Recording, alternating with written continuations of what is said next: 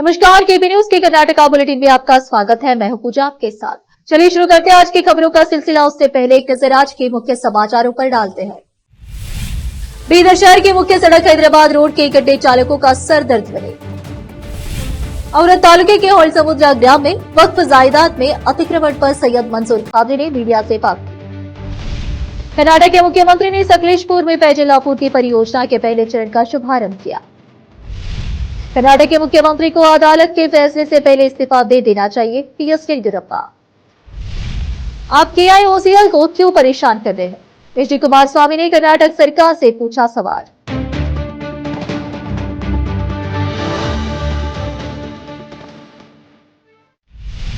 समाचारों का सिलसिला शुरू करते हुए देखते समाचार विस्तार से। बीदर शहर की खराब सड़कों की हालत है। संबंध में केबी न्यूज अक्सर समाचार चलाता आया है। पिछले कई दिनों से लगातार बारिश का सिलसिला जारी था, जो फिलहाल कुछ कम हुआ है। बारिश के बाद सड़कों की खस्ता हालत, उनमें पड़े गड्ढे बयां कर रहे हैं। आज हम बीदर शहर की सबसे मुख्य सड़क हैदराबाद रोड की बात कर रहे हैं। यह सड़क बीदर से तेलंगाना के हैदराबाद जोड़ती है। इस सड़क पर रात दिन बसों और अन्य वाहनों की आवाजाही लगी रहती है, लेकिन इस सड़क पर 1 से 2 फीट के बड़े बड़े गड्ढे बने हुए हैं, जिसे वाहन बहुत ही कठिनाई से गुजरते हैं। फतेह दरवाजा के समीप रही सड़क पर रहे पुलिस चौक के सामने एक बड़ा गड्ढा बना हुआ है, जिससे यहां से 4 पहिया वाहन को निकालना चालक के लिए एक चैलेंज के समान है। इस सड़क से प्रतिदिन सुबह और शाम के समय स्कूल के बच्चों की वाहनों का भी गुजर होता है। ऐसे इन गड्ढों का कारण हादसा होने की संभावना बनी हुई है, लेकिन विभाग इस संबंध में अभी भी नहीं जागा है। क्या विभाग कोई हादसे के बाद क्रम देगा, ऐसा क्षेत्र में रहे लोगों का कहना है। कैमरामैन पपुराज का कवरेज।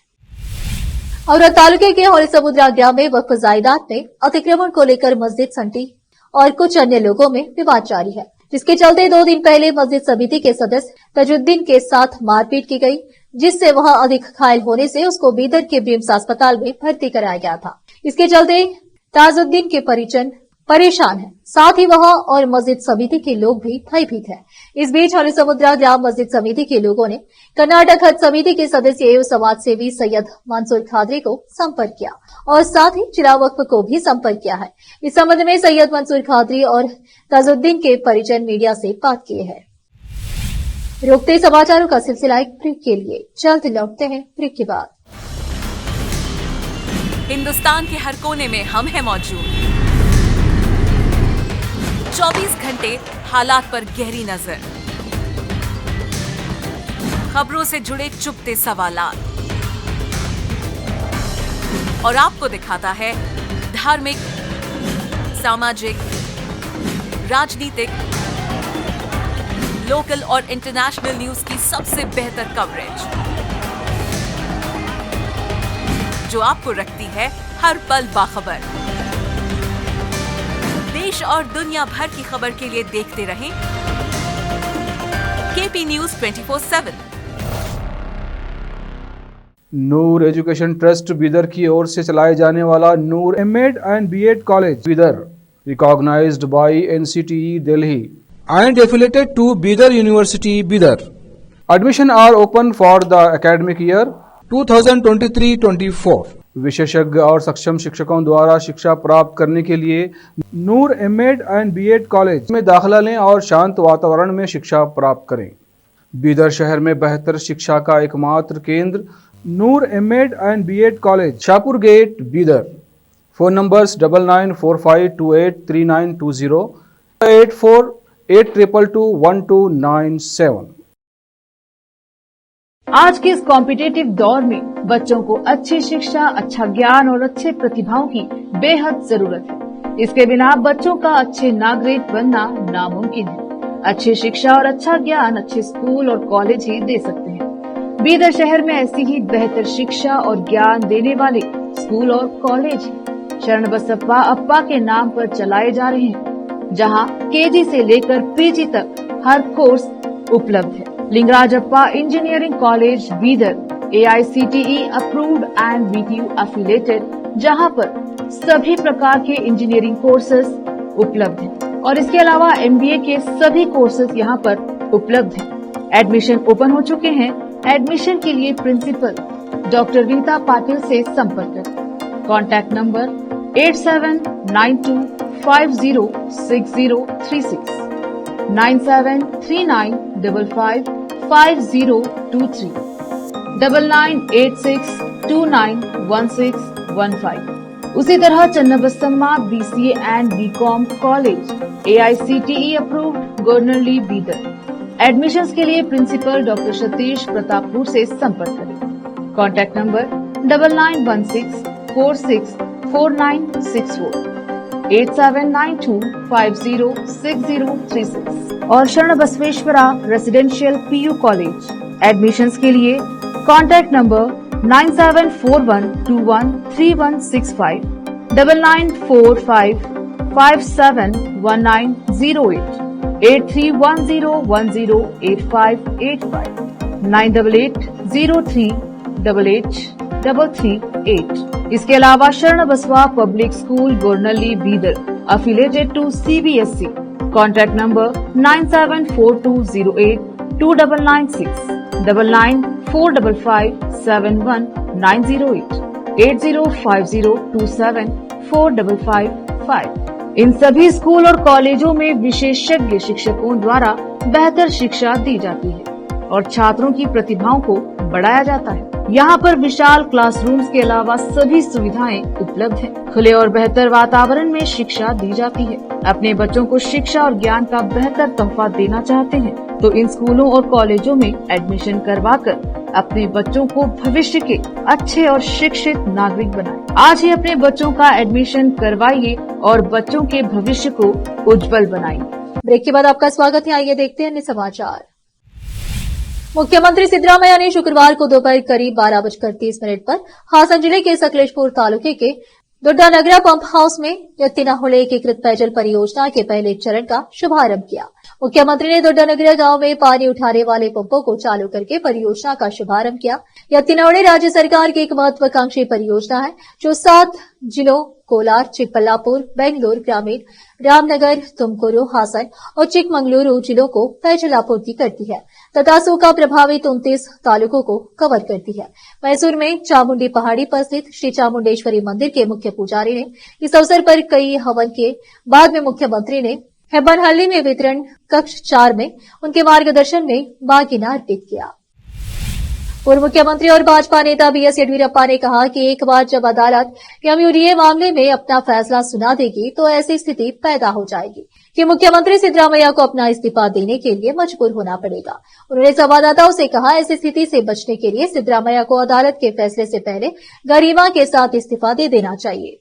सिद्धरामैया सरकार के दौरान हुए सभी घोटाले साबित हो जाएंगे और वह किसी भी कीमत पर बच नहीं सकते। पिछली भाजपा सरकार के दौरान कोविड महामारी के दौरान अनियमितताओं की जांच करने के राज्य सरकार के फैसले पर पूछे गए सवाल पर येदियुरप्पा ने कहा, यह उनका फैसला है। भाजपा इस मुद्दे पर कोई लड़ाई नहीं लड़ेगी। राज्यपाल द्वारा 4 मंत्रियों को नोटिस दिए जाने पर उन्होंने कहा, राज्यपाल के पास उन्हें नोटिस देने का अधिकार है। देखते हैं मंत्री क्या करते हैं।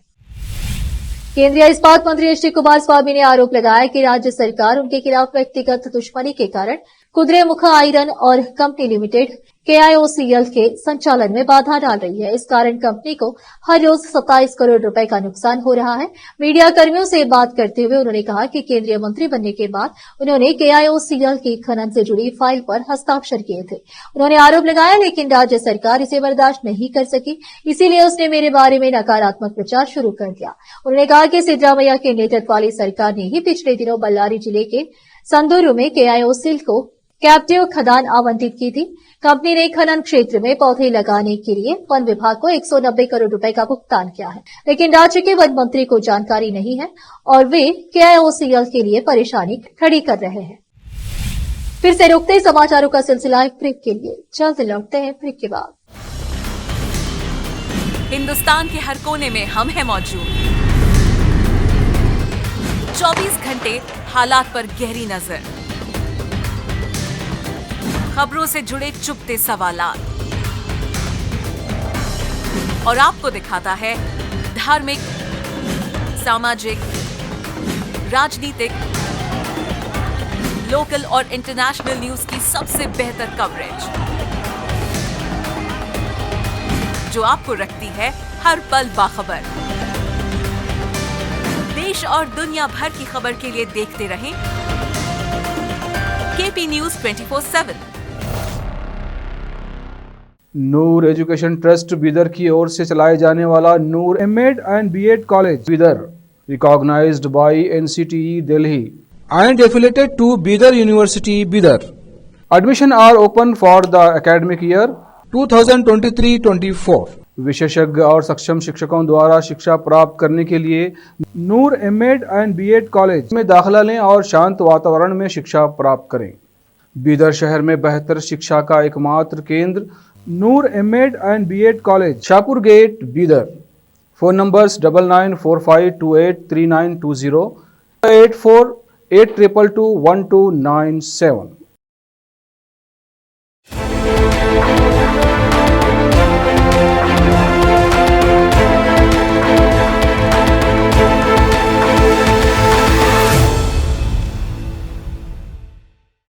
ब्रेक के बाद आपका स्वागत है। आइए देखते हैं अन्य समाचार।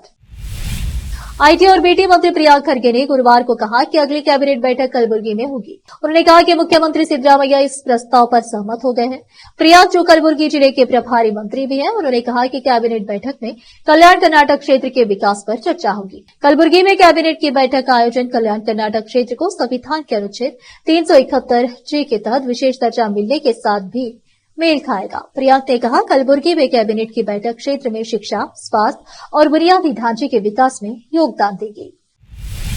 सत्तारूढ़ कांग्रेस इस महीने विभिन्न बोर्डों और निगमों में उपलब्ध लगभग 1200 पदों के लिए पार्टी कार्यकर्ताओं के नामों को अंतिम रूप देना चाहती है, ताकि निराशा में डूबे कार्यकर्ताओं को राहत मिल सके। गृह मंत्री जी परमेश्वर के नेतृत्व में गठित समिति ने अब तक 2 बैठकें की है, जिसमें योग्य कांग्रेस कार्यकर्ताओं की पहचान की गई है, जिन्हें बोर्ड और निगमों में निर्देशक सदस्य के रूप में नियुक्त किया जा सकता है। सूत्रों ने बताया कि कांग्रेस के लिए अपने कार्यकर्ताओं में उत्साह भरने के लिए यह कवायद बहुत महत्वपूर्ण है। समिति ने तय किया है कि वह हर विधानसभा क्षेत्र से 3 नाम देगी, जहां उसके विधायक हैं, और 2 नाम अन्य क्षेत्रों से लिए जाएंगे। हर जिला कांग्रेस कमेटी से 2 नाम लिए जाएंगे। पार्टी के फ्रंटल संगठनों से सिफारिशें ली जाएगी। केंद्रीय मंत्री शोभा करंदलाजे को बड़ी राहत देते हुए मद्रास उच्च न्यायालय ने बेंगलुरु के रामेश्वरम कैफे बम विस्फोट मामले में तमिलों के खिलाफ उनकी टिप्पणियों को लेकर उनके खिलाफ दर्ज प्राथमिकी को रद्द कर दिया है।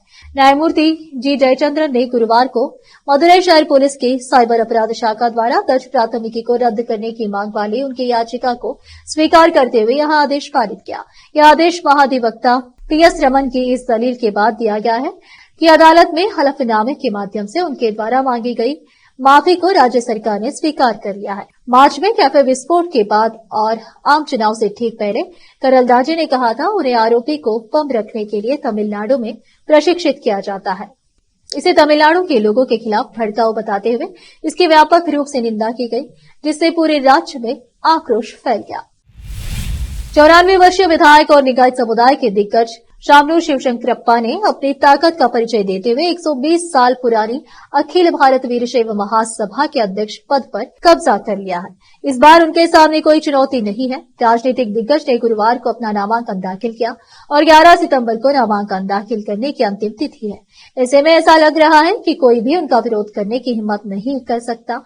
सूत्रों से पता चला है कि 29 सितंबर को होने वाले चुनाव लगभग तय हो चुके हैं। शिवशंकरप्पा को चुनौती देने के लिए किसी के भी आने की उम्मीद नहीं है, क्योंकि किसी भी संभावित प्रतिद्वंदी को प्रस्तावक और समर्थक दोनों की जरूरत होगी और कोई भी हारने वाले उम्मीदवार के साथ जुड़ने का जोखिम नहीं उठाना चाहता।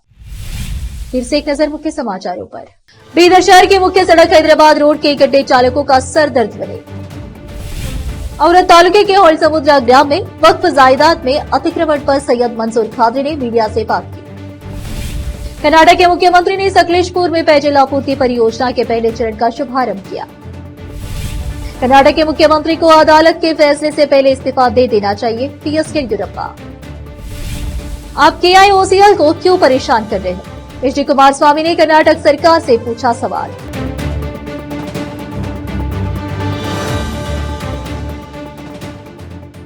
केपी न्यूज के कर्नाटक के बुलेटिन में आज इतना ही। आप देख रहे थे केपी न्यूज का कर्नाटक बुलेटिन।